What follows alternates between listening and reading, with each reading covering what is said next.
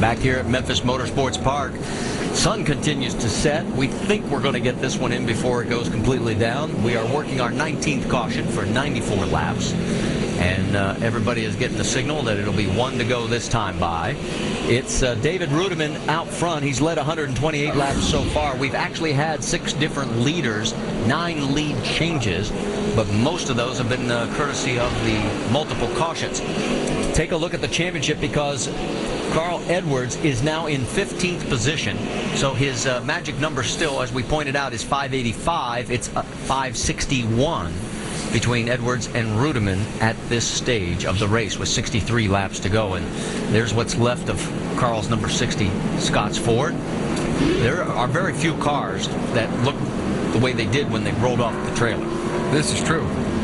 I think the front two are the only ones that don't have any kind of damage on them. As of right now. Getting ready to go back to green flag racing. Green flag, green flag. Take a look at outside. Clear by 2, clear by 2. Got another one coming out. Still out there. Still there. Clear by 5. 38's right with you. By 2. And immediately you can see the top 2 try and pull away, Rudiman and Wimmer.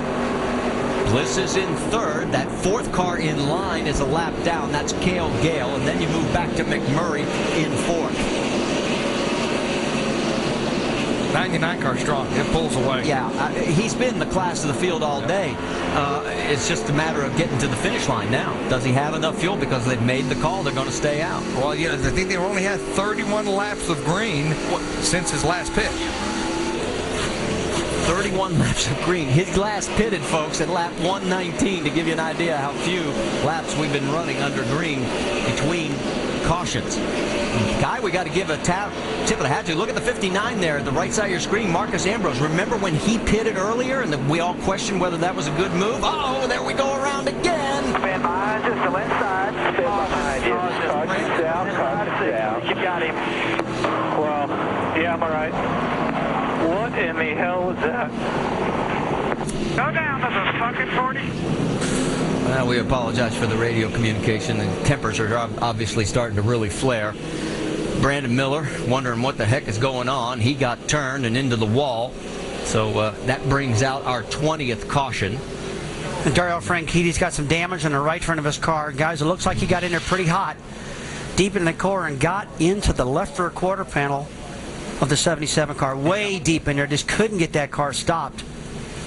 And I can guarantee you, he didn't mean to do that one, but he was driving a little too hard right there, Randy. That car's not going to stop at a speed like that, that's for sure. He was going to have to make that corner. Well, 8 tires corner better than 4. All these caution flags right now. He's getting 42 cars getting penalized for rough driving, but yeah, it's a NASCAR decision. But I can tell you, he couldn't get that car to stop, that's for sure. Well, he's going to get the call to the hauler at the end of the race, and so he'll get his first visit of that. Let's get an update from Vince on the 42. That's exactly why he is having trouble in the corner, because he can't stop the car. He said the brakes, when he pushes the brake pedal, it doesn't stop. So they're telling him you're going to have to pump him a little bit more. But that's exactly what happened, Rusty. Just as you said, he drove it way too deep in the corner. But the reason he did is because he had no brakes once he got there. Yeah, so they're going to bring it in and obviously do some cosmetic changes there in the front. Well, Vince, there's been so many caution flags right now. These brakes are getting heat soaked. These guys are using the brakes a lot. And I know Dario, he was not going to do that. This guy's trying to learn. But you know what? He got in the back of the 77 car of Brandon Miller.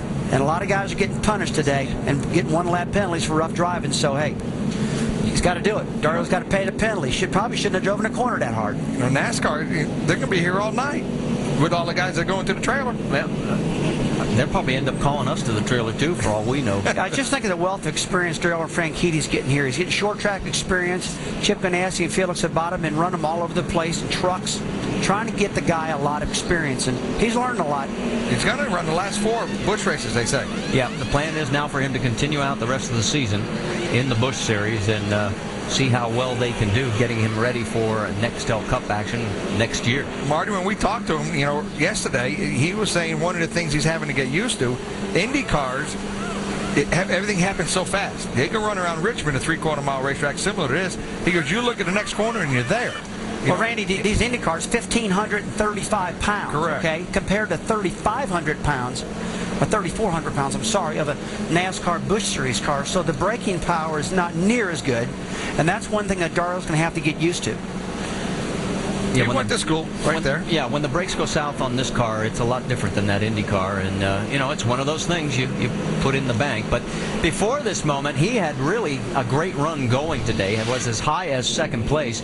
In fact, take a look at the right-hand side of your screen as he makes it through this crash. There's the 88 of Brad Keselowski through the smoke. There he is on the lower portion of your screen, sneaking through, and that's our Castrol Syntec Power and Performance Pass of the race.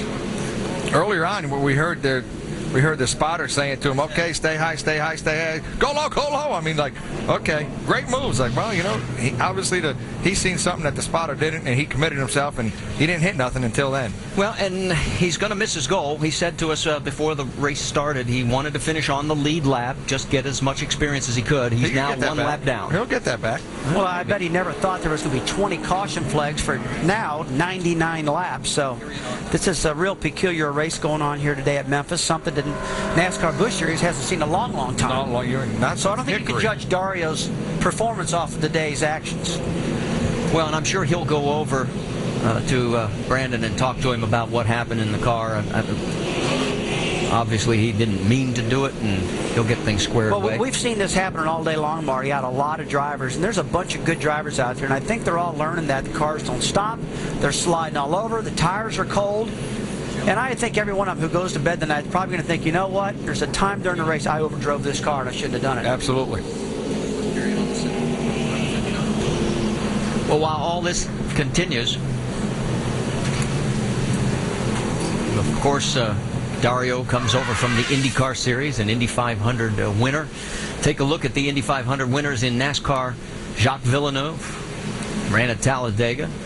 Buddy Lazier at Las Vegas. Juan Pablo Montoya, of course, has 2 wins, one in Cup, one in Busch, both on the road courses. Sam Hornish Jr., 6 Busch Series starts. He's not been successful. He missed again yesterday at Atlanta trying to qualify for his first Cup race. Yeah, it's a matter of time, though. He'll get there.